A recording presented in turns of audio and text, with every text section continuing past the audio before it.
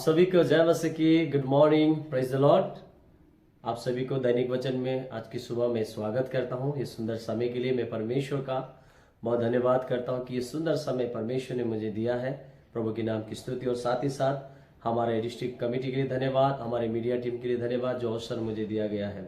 Hallelujah, परमेश्वर के नाम की महिमा। आए वचन से जाने से एक छोटी सी दुआ करें। स्वर्गीय पिता, हम प्रार्थना करते हैं आज की सुबह इस दैनिक वचन के लिए हम धन्यवाद करते हैं। प्रभु जी, जितने भी मेरे प्रिय भाई बहन इस वचन को सुन रहे हैं, देख रहे हैं, पिता मेरी प्रार्थना है आज हर एक से आप बोलिए और बातें करें प्रभु, हर एक को सिखाइए, बढ़ाइए, ऐसी मेरी प्रार्थना है। आगे का समय आपके हाथ हम देते प्रभु, आप चलाना। यीशु के नाम से प्रार्थना करता हूँ, आमीन। प्रभु के नाम की स्तुति। और आइए हम परमेश्वर के वचन को हम सीखेंगे और परमेश्वर के वचनों को हम आगे बढ़ेंगे। जब एफिसियों का पत्र उसका 5:21 वचन में पढ़ते हैं तो वहां पर इस प्रकार लिखा है, और मसीह के भय से एक दूसरे के अधीन रहो। मेरे प्रिय, हम इस दुनिया में हम आए हैं, एक मनुष्य के रूप में हम आए हैं। यहाँ पे हमारा कहीं ना कहीं हम कुछ न कुछ काम कर रहे हैं, कहीं ना कहीं हम सेवाएं कर रहे हैं। और हम इस दुनिया में अपने जीवन में कहीं ना कहीं हम अपनी परिस्थितियों को देखते हैं, हम निराशा को देखते हैं, उतार चढ़ाव को देखते हैं। बट मेरे प्रिय, आज आपसे मैं बात करना चाहता हूँ, आपको मैं सिखाना चाहता हूँ कुछ बातों को, जो है अधीनता। आज का टॉपिक है अधीनता में रहना क्यों जरूरी है। बहुत बार हमारे मन में ये बात आती है कि मुझे क्यों अधीन में रहना चाहिए, मेरे माता पिता के अधीन में क्यों रहना चाहिए, मेरे भाई बहन के अधीन में क्यों रहना चाहिए, मेरे कलीसिया का, मेरे पासवान का अधीन में क्यों रहना चाहिए, मेरे बॉस का अधीन में क्यों रहना चाहिए। बहुत बार ये प्रश्न है हमारी लाइफ में। मेरे प्रियो, अधीनता हमारे जीवन में बहुत ही इंपॉर्टेंट है, बहुत ही जरूरत है। आज इस बात को हम आज यहाँ पे प्रभु की वचन के द्वारा हम मनन करेंगे। मेरी आपसे एक सलाह है कि अधीनता के लिए हम हमेशा एक प्रार्थना करें, क्योंकि मत्ती का सुसमाचार 7:7 कहता है, मांगो तो तुम्हें दिया जाएगा। मेरे प्रियो, आज लाइफ में हम बहुत कुछ मांगते हैं, बट आज की सुबह मैं आपसे कहना चाहता हूं कि आप एक चीज को मांगे, ये है अधीनता की लाइफ को।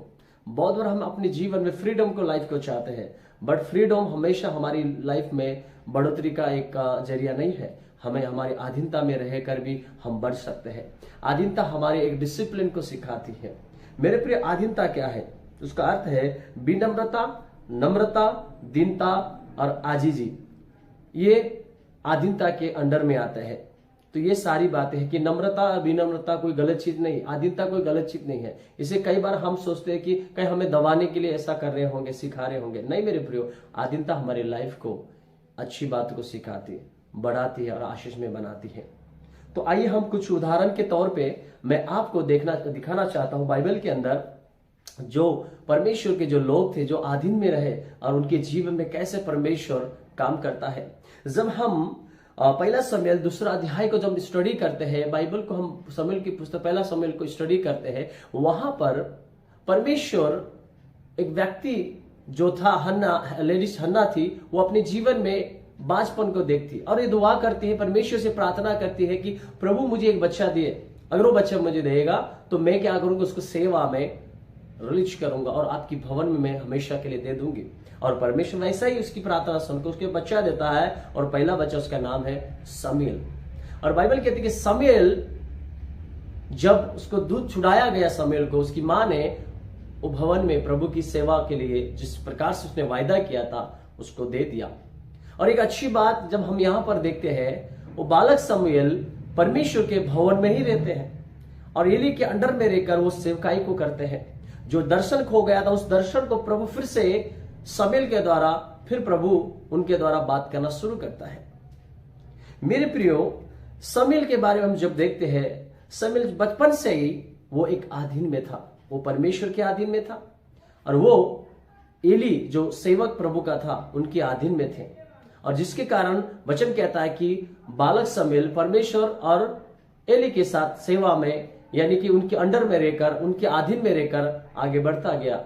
मेरे प्रियो, हमारी लाइफ कई बार ऐसा होता है कि मैं क्यों कलीसिया के अधीन में हूं, माता पिता के अधीन हूं, परिवार के अधीन में हूं, चर्च प्रभु के दास के अधीन में रहकर रहना क्यों जरूरी है। ऐसा कई क्वेश्चन हम करते हैं।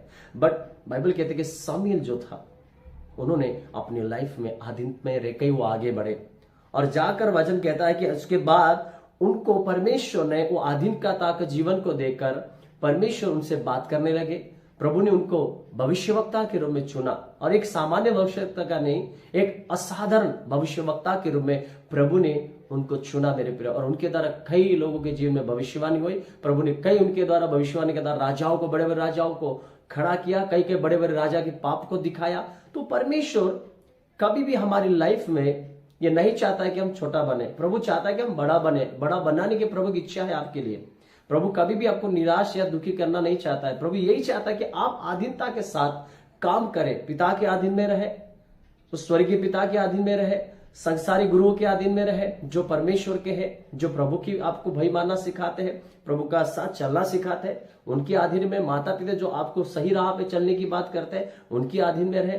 तो मेरे प्रियो, कई बार आधीन को लेकर हम लाइफ में निराश हो जाते हैं, बट शमूएल के बारे में हम देखते हैं तो वो आधीन में रहते हुए आगे बढ़े, और परमेश्वर ने उनको आधीन में रहने के द्वारा, जब वो शमूएल आधीन में रहे, तो परमेश्वर ने उनको अपना सेवक के रूप में और एक भविष्यवक्ता के रूप में उनको चुना। हालेलुया। अब दूसरा उदाहरण हम देखते हैं, क्यों आधीन में रहना चाहिए, इसके विषय में हम चर्चा कर रहे हैं। इस प्रकार कहता है रूत के बारे में। जब हम रूत की पुस्तक में पढ़ते हैं तो वहां पर नाओमी की जो बहू थी, दो बहू में से एक बहू जो रूत थी, रूत की लाइफ को हम देखते। नाओमी के पति भी चले गए, उसके दोनों बच्चे जो थे, रूत के एक पति थे, दूसरा बच्चा जो था उसका बच्चे में से एक रूत का भी पति था। जब दोनों चले गए, उसका ससुर भी चला गया, उसका पति भी चला गया, तो मेरे प्रिय, रूत की लाइफ में एक प्रकार की एक रास्ता चुनने की थी। नाओमी कहती है कि आपको अभी क्या है, आप अपना रास्ता जा सकते हैं, मेरे पास कोई बच्चा नहीं है, आप अपना पसंद कर सकते हैं, आप दूसरी शादी कर सकते हैं। बट उसकी बड़ी जेठानी उसने चुनकर वो चली गई, परंतु रूत अपनी सास को नहीं छोड़ा मेरे प्रियो। और बाइबल कहता है कि रूत ने अपनी सास से बिल्कुल भी मना किया जाने के लिए, बोला मैं नहीं जाऊंगी। वो कहती नहीं बच्ची, आप चले जाओ, आप अपनी लाइफ को क्यों, अपनी जवानी को बिगाड़ रहे हो। नाम इस प्रकार से उन्हें समझाती है, परंतु वो कहती नहीं, मैं नहीं जाऊंगा। वो आपके लोग, वो मेरे लोग होंगे, आपके परिवार, वो मेरे परिवार होंगे, आपका परमेश्वर, वो मेरा परमेश्वर होगा। वो इस प्रकार से हिम्मत के साथ बोल के नाओमी को नहीं छोड़ती है। जब नाओमी अपने देश, अपने गांव में लौट आती है, मेरे प्रियो, उसको खुलाने वाली रूत ही थी। रूत ने नाओमी को खुलाया। वो आधीन में रहे अपनी सास की। जब आधीन में रहते रहते वो चली, तो परमेश्वर उसके जीवन में अनुग्रह करता है, और बड़े राजा परिवार में, उसकी वंशज में उसकी शादी करा के बड़ा, आमीन, एक बड़ा एक आशीषमय जीवन को देता है मेरे प्रियो, क्योंकि वो अपनी सास के अधीन में थी। उसने दुख में भी साथ नहीं छोड़ा और सुख में भी वो साथ नहीं छोड़ती मेरे प्रियो। जब रूत आधीन में रहे अपनी सास की, मेरे प्रियो, परमेश्वर ने उसको एक अच्छा घर दिया, एक अच्छा परिवार दिया, एक अच्छी समाज को दी, एक अच्छा आशीष को दिया, एक अच्छी ब्लेसिंग को दिया, अनुग्रह को दिया मेरे प्रियो। इतना ही नहीं, हम इस बात को भी हम देख सकते हैं, जब आप पढ़ते हो तो वहां पर कहता है कि जो रूत जो है वो यीशु मसीह की वंशावली से है, जुड़ा है, यानी कि ईसाई जो है, दाऊद का पापा, वो परदादी भी कहा जाता है मेरे प्रियो। तो इस प्रकार से हम इस प्रकार से देखते हैं कि परमेश्वर का अधीन में रहने के बाद एक सामान्य, एक इंसान को कैसे असामान्य इंसान बना देता है। एक सामान्य स्त्री जो खाने के लिए भी क्या है तरस रहे थे, अब परमेश्वर ने उसको ऐसा आशीष दिया कि उसको बड़ा पद दिया, इसके राजा खानदान में उसके शादी करवाया, उसका जीवन को प्रभु ने बदल दिया, क्योंकि वो अपनी सास के अधीन में थी और उसने ये वायदा किया था, तेरे लोग मेरे लोग, तेरा परमेश्वर मेरा परमेश्वर। वो स्वीकार कर चुकी थी कि मैं प्रभु की अधीन में रहूंगी, तेरे लोग के भी अधीन में रहूंगी, और तुझे छोड़ के मैं कभी भी मैं नहीं जाऊंगी, बट अधीन में रहूंगी। दुख आने दो, कष्ट आने दो, मैं तेरे साथ रहूंगी। मेरे प्रियो, हमारी लाइफ में अधीनता में बहुत जरूरी है। रूत उस अधीनता में रहने के द्वारा उसने अपने लाइफ में उस खुशी को, वो आनंद को, आशीष को पाया, वो नाम को पाया मेरे प्रियो। आज तीसरी उदाहरण को हम देखते हैं अय्यूब के बारे में मेरे प्रियो। हम सब जानते हैं अय्यूब के लाइफ को लेकर। अय्यूब की पुस्तक उसका 1 अध्याय से लेकर जब 42 अध्याय तक मेरे प्रियो आप जब पढ़ते हो, यहां पर हम अय्यूब की लाइफ को देखते हैं। अय्यूब जो था एक बड़ा पूर्वज तरफ का धनवान व्यक्ति था, बट एक ऐसा समय आता है कि उसकी लाइफ खत्म हो जाती, चूर हो जाती, सब कुछ खत्म, उसके बच्चे खत्म हो जाते, उसकी धन संपत्ति सब कुछ खत्म हो जाते उसके पास, प्लस उसके ऊपर और बीमार भी आ जाती है।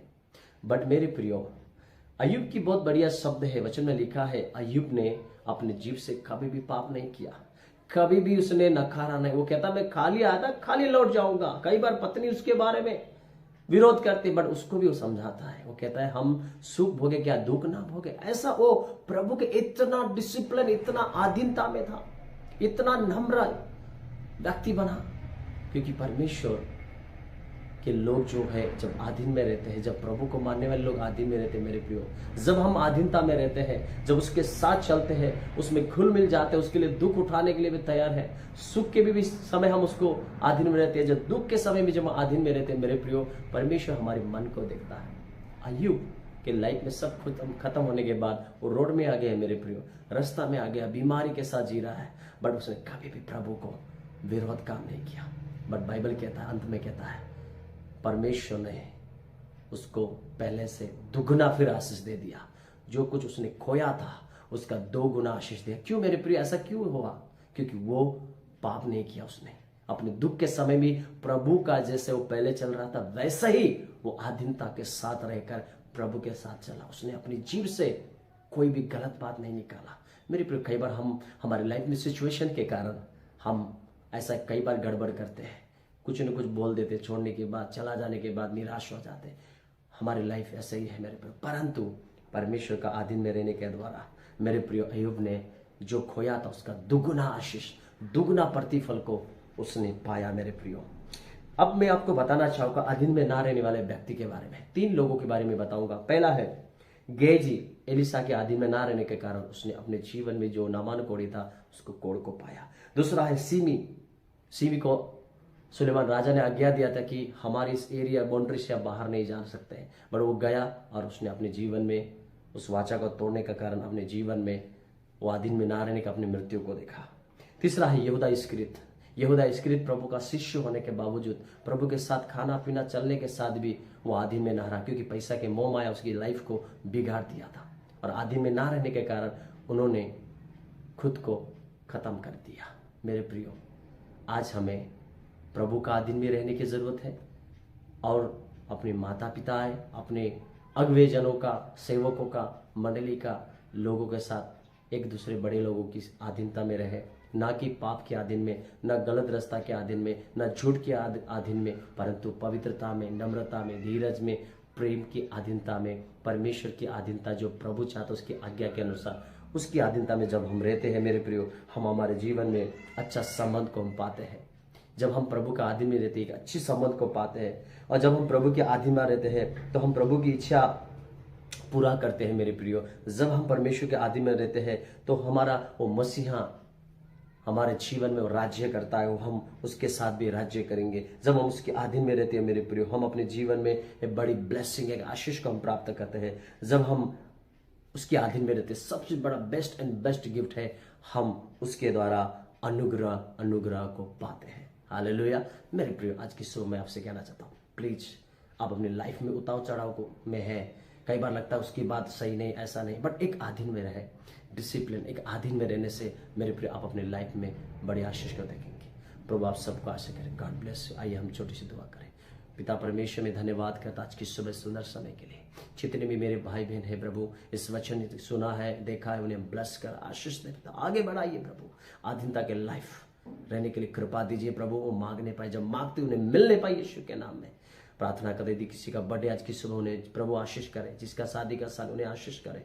धन्यवाद, मसीह यीशु के नाम से प्रार्थना करता हूँ, आमीन। प्रभु आशीष करे। God bless you. जय मसीह।